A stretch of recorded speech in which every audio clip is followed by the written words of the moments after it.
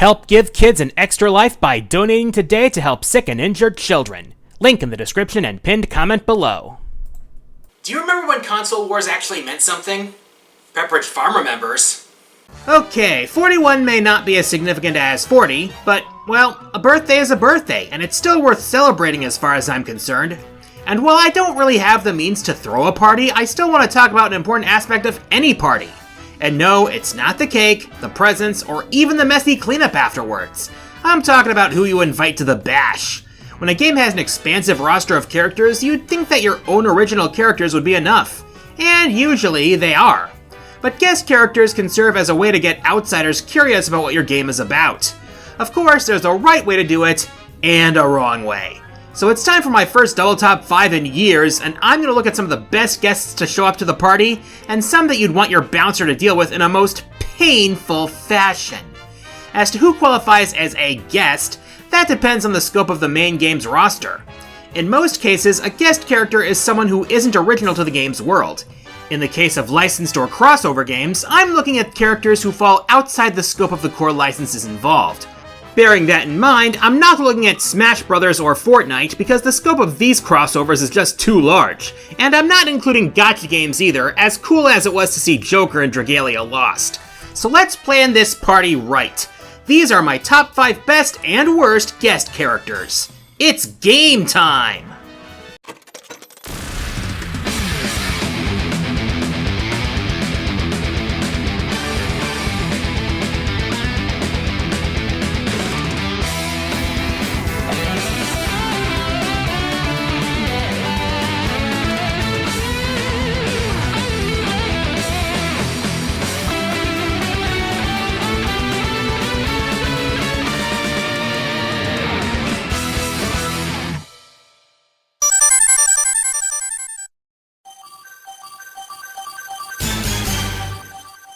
Street Fighter Cross Tekken started with a good foundation, the engine of Street Fighter 4 and the juggled combos and tag mechanics of Tekken Tag Tournament. Unfortunately, the game got saddled with some nasty baggage. The gem system was horribly executed and abysmally balanced, not to mention, it was mandatory. The Pandora system sucked as a comeback mechanic. And the guest characters? Oh dear. How many of you can guess where I'm going with this? This is my destiny! Okay, calling this guy Mega Man must have been Capcom's idea of a bad practical joke. This ain't Mega Man, it's a flabby dude in a cheap Mega Man suit having a midlife crisis. So how did this actually happen? Apparently, when then-producer Yoshinori Ono suggested putting Mega Man in the game, Keiji Inafune asked for something original because Mega Man had been in fighting games before. Yeah, he was in Marvel vs. Capcom 1 and 2, and he was just fine. Apparently, Ono's idea of original was including the character from the notoriously terrible North American box art of Mega Man 1 and making him a middle-aged man with a blaster instead of an arm cannon. And to rub salt in the wound, they gave him a similar story to his Mega Man Legends counterpart in making him a digger, right down to exaggerating Roll being bossy. Isn't that just great? Now, gameplay-wise, he doesn't seem too bad. He has some similarities to his original counterpart, using his Mega Buster, Uppercut, and a couple special weapons. But given the timing, bad box art Mega Man feels like a bad joke, like Capcom was making fun of the Mega Man fanbase. Keep in mind, this game came out a year after Mega Man Legends 3 was cancelled, and Mega Man 10 had been released a couple years prior. So to see the Blue Bomber treated like this feels like an insult. With how this turned out, I'm kinda glad Tekken Cross Street Fighter never happened.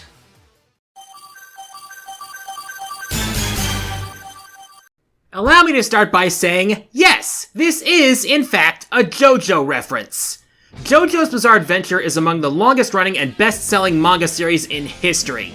An epic spanning numerous generations and even multiple universes, the prolific saga of the Joestar family bloodline has captured the imagination of fans worldwide, with its crazy and sometimes unhinged storylines and power systems. So naturally, there would be a few video games to accompany this legendary franchise. While arguably the most well-known JoJo game is the Capcom 2D fighter based on Part 3, a game I should probably consider covering at some point, All-Star Battle isn't too far behind.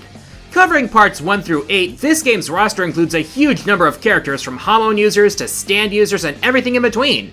But one DLC character stands out by not being a JoJo character. You might look at Ikuro Hashizawa and think, which part is this guy from again? But that would be a trick question. He's actually the main protagonist from one of Hirohiko Araki's earlier works, Bao the Visitor. Ikuro is a teenager who had a parasite implanted in him by an evil organization.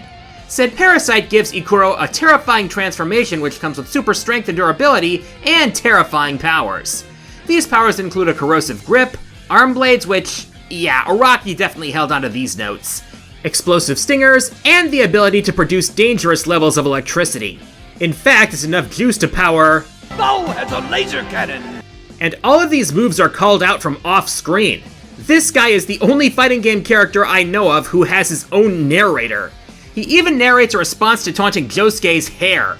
While his fighting style's all well and good, the reason he's on this list is because while he's not a JoJo per se, Ikuro's inclusion is not only a great throwback to Araki's earlier work, but also a display of what would influence some of what would go into JoJo's over the years. Dio wouldn't have stood a chance against this guy.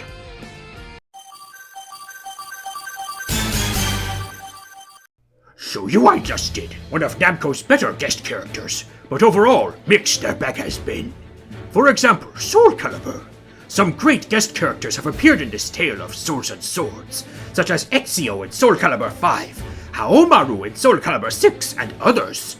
However, awkward Soul Calibur 4's guest characters were.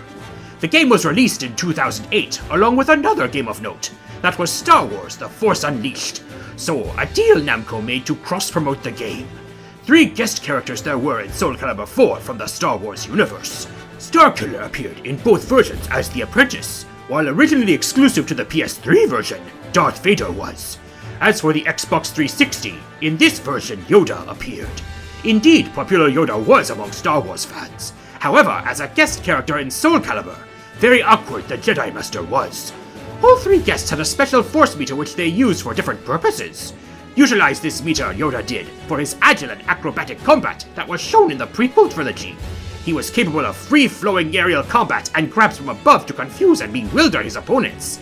However, a problem there was in Yoda's very nature compared to other characters. Do you remember GoldenEye and the infamy of Oddjob? Hated Oddjob was for how small he was in-game, making it more awkward to shoot him. Similar Yoda was in Soul Calibur 4. Very short Yoda is, while the rest of the cast had similar height to one another. Over his head grabs went, and he could not be thrown by his opponents. At the same time, criticized he was for having a short reach and low damage despite having a lightsaber. In other words, both overpowered and underpowered Yoda was, making for a character who was both awkward to play as and to play against. And this does not even take into account the tonal clash between the world of Soul Calibur and the galaxy of Star Wars. Despite supposedly being a long time ago, vastly different the sci-fi Star Wars world is, compared to the medieval fantasy setting of Soul Calibur. That is why he fails.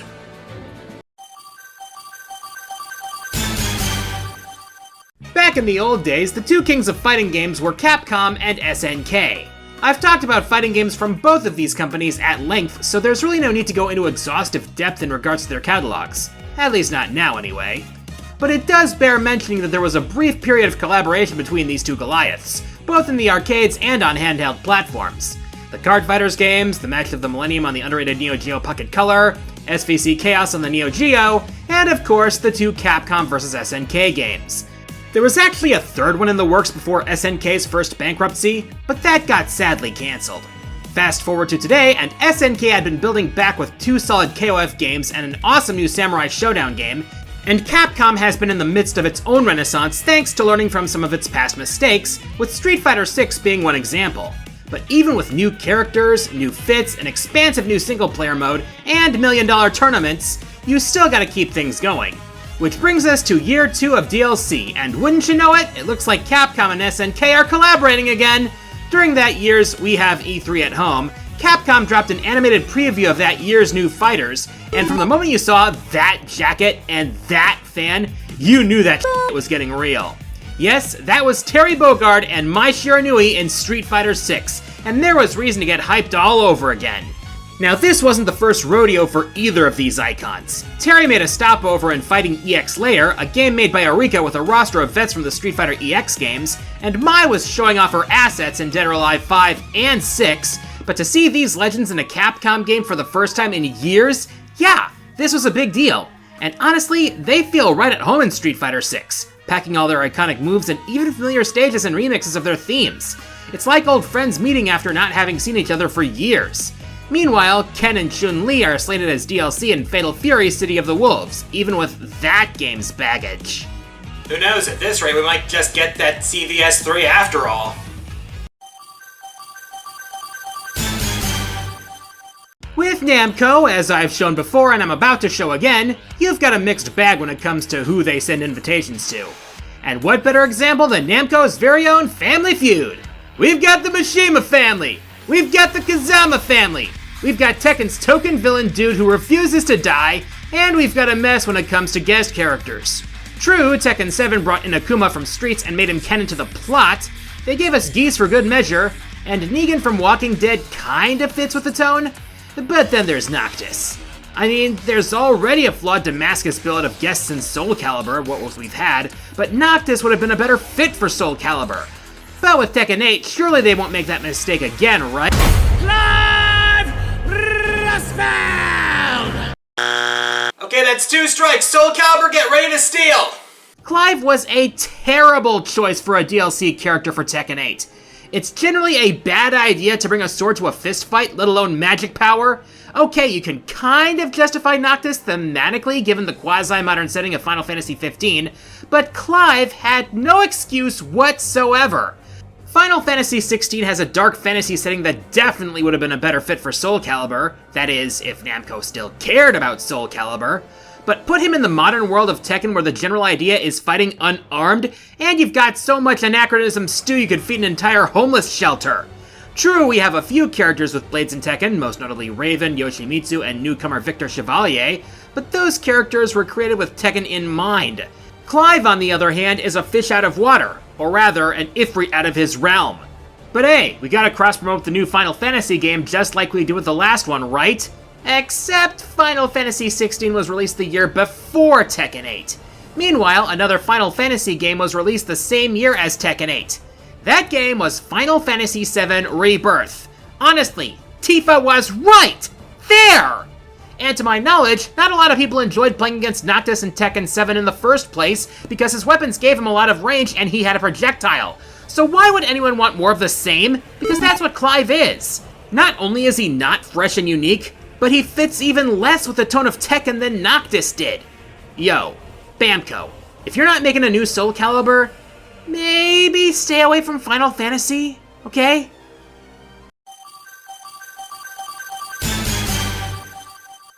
The horror genre isn't exactly something I consider myself an expert in. It's not even really a case of it's just not for me. It's more like I haven't seen enough horror movies to know whether it's for me or not. The extent of my knowledge of slasher flicks is second-hand at best.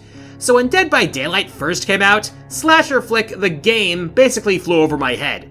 Of course, now I know better because I've got friends who wouldn't shut up about it as it's grown over the past 9 years. Of course, being a multiplayer game that was designed to evolve and grow over time, the roster has expanded considerably over the years. The trial started with 4 survivors and 3 killers, all original, but over time, the entity has invited an additional 42 survivors and 37 killers into its realm and counting, both original and from the realm of movies, TV, and games. The guests have ranged from Freddy Krueger and Michael Myers to Lara Croft, Albert Wesker, and Geometry Steve! But if you know me well enough, you already know who dragged me into the fog. The true Lord of Darkness is upon you. You bring Silent Hill and Resident Evil into your game? Okay, that's fine, you do you. You bring in Castle fucking Vania? Alright, now you have my attention. Introduce legendary characters from one of my favorite franchises into your crossover game, and my head will snap in your direction so fast you'll think it was the crack of the vampire killer. Oh wait, the entity took Trevor's whip. Oh dear, what's he gonna do now, try to fight Dracula with his fists? You must be the Belmont. It hasn't even been a year since the Castlevania chapter was released, bringing with it the Dark Lord himself as the game's first transforming killer, with a Belmont, Trevor specifically, as a guest survivor. And I really gotta say, Behavior paid some real attention to detail with Dracula's abilities. His trademark Hellfire Pillars for his default vampire form, his Bat form's ability to teleport around the map and track survivors' scratch marks undetected, and his Wolf form's tracking power and long-range pounce. not to mention the attention to detail put into both Dracula and Trevor's perks and add-ons, the latter of which all reference various enemies and items in the franchise. And the voice clips they recorded for these characters? No one's coming for you, Trevor. Trevor! Aha! I did smell a Belmont. What is a man?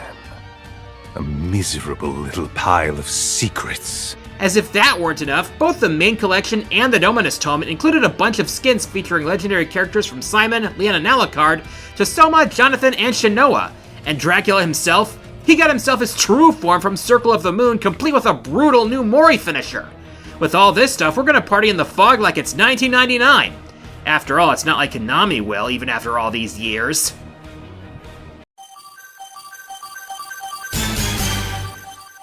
Putting fictional characters from other IPs into your game is one thing, but in most cases it's relatively harmless at worst as long as there's an agreement between the parties involved. When you start making deals to put real-life influencers into your game, then we start getting dicey. After all, if the person you're putting into your game ends up having damaging allegations against them, for lack of a better term, it's not going to be a good look for you. Exhibit A, the H3H3 character pack for Payday 2, featuring a podcaster who's ruined his reputation in recent years. Exhibit B, notorious right-wing gamer grifter Asmongold's pawn being distributed in Dragon's Dogma 2. But arguably the most egregious example of this is from a game called Rogue Company.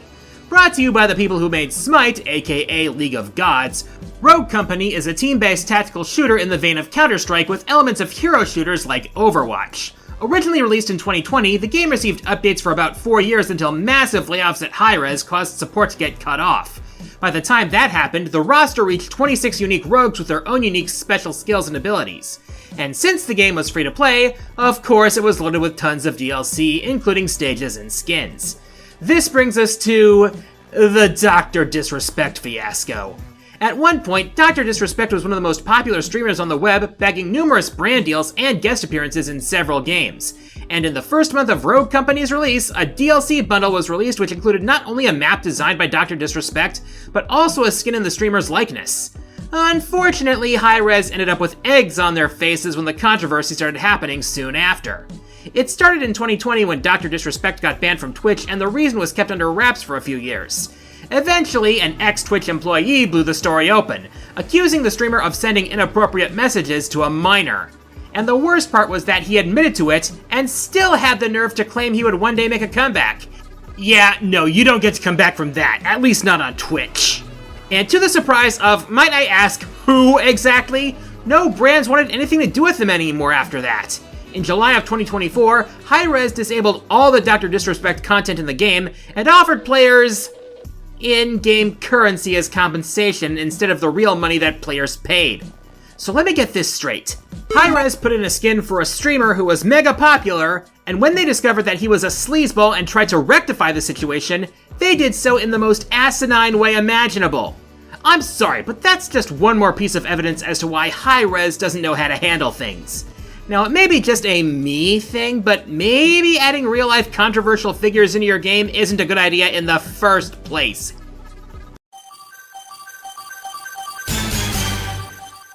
One reason a company might add a guest character to their game is to attract people from outside that game's general audience. And that's even more important when you're following up on the heels of one of the most beloved fighting games of all time. The original Soul Calibur was one of the big reasons to buy a Dreamcast when it first came out. To this day, it's still one of the highest rated games of all time. So obviously Namco had set high expectations for the sequel. And considering that Soul Calibur 2 was going to be multi-platform, those expectations were that much higher. As a result, this game ended up popularizing special guest characters in the first place. Out of the 3 console versions of the game, the most successful version was the one on the least successful platform, the GameCube. As for why that is, each version had its own guest character, similar to what 4 would do later on. The PS2 version was originally planned to have Cloud, but the agreement expired at the last minute, so they threw in Heihachi instead. The Xbox version included the comic book antihero Spawn. Interesting choice, though I'll admit his hand axe is appropriate for the game. As for the reason the GameCube version outsold the other 2, take a wild guess. If Namco wanted to bring in outsiders, they succeeded. Out of all of Nintendo's characters, Link was the perfect choice to step onto the stage of history. I mean, who else were they gonna pick? A character from Fire Emblem?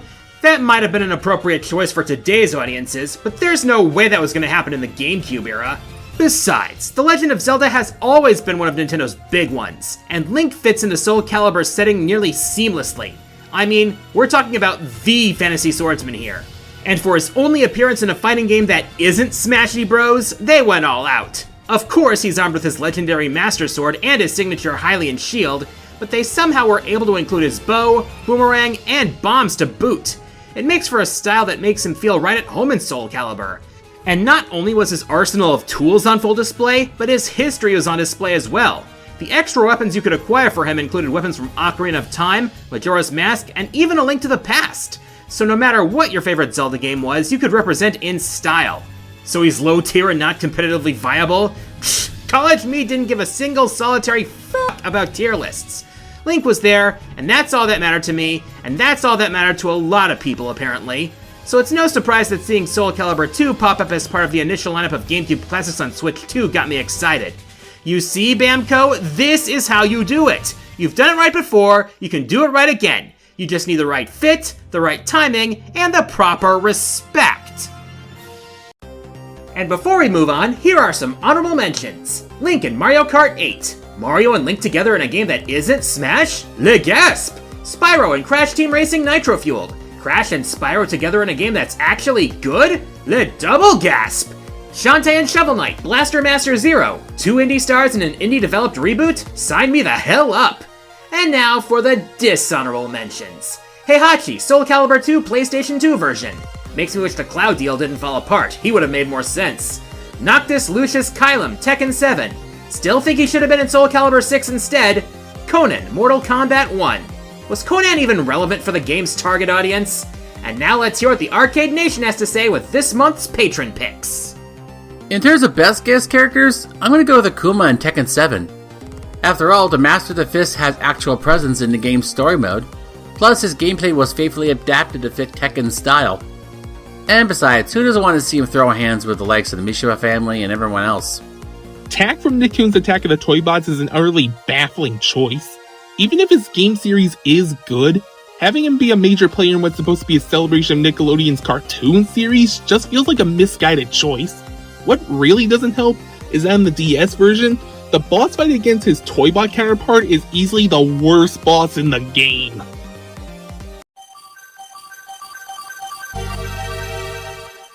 Most bad guest characters can cause complaints of annoyance at worst. Some, however, have caused backlash enough to outright kill a game's hype for some people before it even comes out. And it makes you wonder how these decisions happened in the first place. And when you want to get to the bottom of these things, questions are the greatest weapons you have. I've strung my bow for the what, sharpened my sword for the who, now for the why. The armory's open, everybody! Let's have some fun. For the love of the game. Fatal Fury City of the Wolves was a game 26 years in the making, continuing a story that had been in limbo since 1999. It had so much going for it, not only bringing back beloved characters and including new ones into the mix, an innovative combat system that built upon Garo's system, a single-player mode with RPG elements, and arguably one of the best 3D art styles that SNK has ever had. The pieces were set right for a game that was going to continue the momentum that SNK had been regaining since KOF 14. And with the inclusion of one particular guest character, they damaged all that goodwill they had been building. Cristiano Ronaldo. SNK bewildered fans when they announced that they were collaborating with the soccer star, and even more so when he was announced to be a full-fledged character in the game.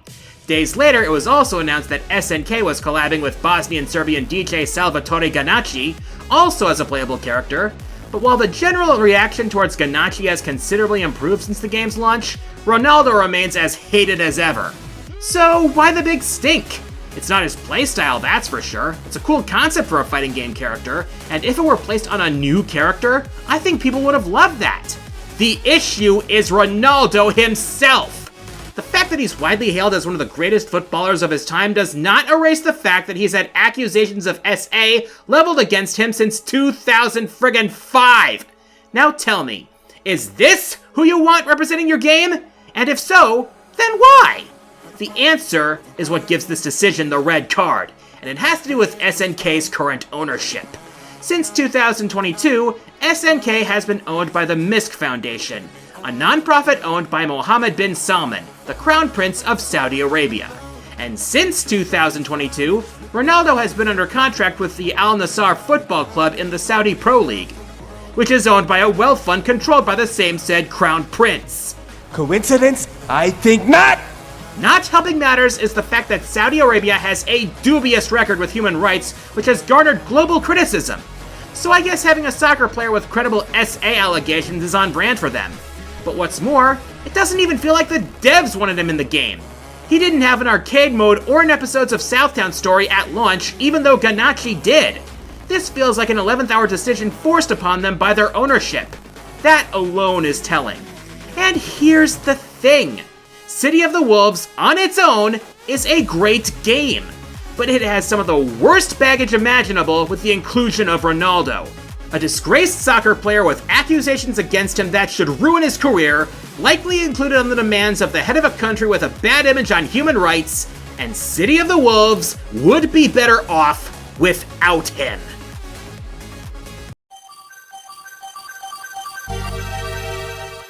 You want to know the sad irony of Ronaldo's inclusion in City of the Wolves? It's because SNK has proven that they can, in fact, include great guest characters in their games. Sometimes they ingrain themselves into the new continuity flawlessly. In fact, SNK literally wrote the book on guest characters in fighting games. And in the same goddamn franchise, no less! Fatal Fury Special came out in 1993 when the Neo Geo was emerging as an arcade powerhouse, particularly in fighting games. By this time, 4 distinct franchises had taken root on SNK's unsinkable arcade hardware. Along with Fatal Fury, there was also World Heroes, Samurai Showdown, and one other series. As I brought up in my video on the Fatal Fury franchise, Special was an enhanced version of Fatal Fury 2, which made some tweaks to the gameplay, including a new combo system, making the bosses playable, as well as bringing back 3 popular characters from the first game, including the infamous Geese Howard. But for the best arcade players in the room, there was one last little surprise waiting for them. If you could go 2-0 in every match, including Krauser, then instead of your standard ending, you'd be treated to this. Harry versus Yo. By today's standards, what you're seeing may not seem like a big deal, but think about back then. Arcade goers who were well familiar with SNK's work by this point were blown away by this scene. For those who aren't quite as familiar with Neo Geo's body of work, let me fill you in. Just as Fatal Fury was the first traditional fighting game franchise founded on Neo Geo, the second was Art of Fighting. It was known for its scaling camera, high-quality dynamic sprite work, and its unique spirit system that kept you from spamming special moves. And this guy, Ryo Sakazaki, was one of the headliners for this game, alongside his friend and rival Robert Garcia. So imagine what it must have felt like to have blitzed through Fatal Fury Special and be rewarded with SNK's first crossover match. And they made Ryo work perfectly with Fatal Fury's fighting system. He even had all his moves with him, from his signature projectiles to his flying kick, and even a rising uppercut for good measure. Already the execution was spot on, but the reason I picked this as the best is that this special match was so well received that it would have a lasting effect on SNK as early as the following year. Because that was the year that SNK's new trademark franchise would be conceived as the ultimate dream match, The King of Fighters 94. A game that not only brought Fatal Fury and Art of Fighting into the same ring, but other SNK characters and even new characters that would become fighting game icons in their own right. So basically, for launching an entire franchise that would become a company's flagship series, not only is Ryo's guest appearance in Special one of the best marketing decisions that SNK has ever made, it had to take the #1 spot. Which makes it all the more aggravating that we went from that to this. Just how? Meanwhile, it was announced back in 2024 that a brand new Art of Fighting game is in the works. This would be the first new title in the series in nearly 30 years. And while the prospect is awesome and all, I can only pray that they don't bring in another demand from the Crown Prince. This sounds like a hot take, but organizations run by heads of state should not be allowed to own game companies. I'm the Quarter Guy, and until next time, the arcade is closed.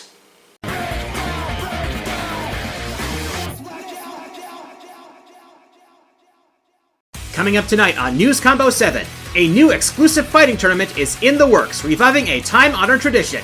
This event, codenamed Rise of the Millennium, sponsored by the Antonov Corporation and the Kanzaki Zaibatsu, has begun sending out invitations to the greatest fighters in the Capcom circuit and the SNK network.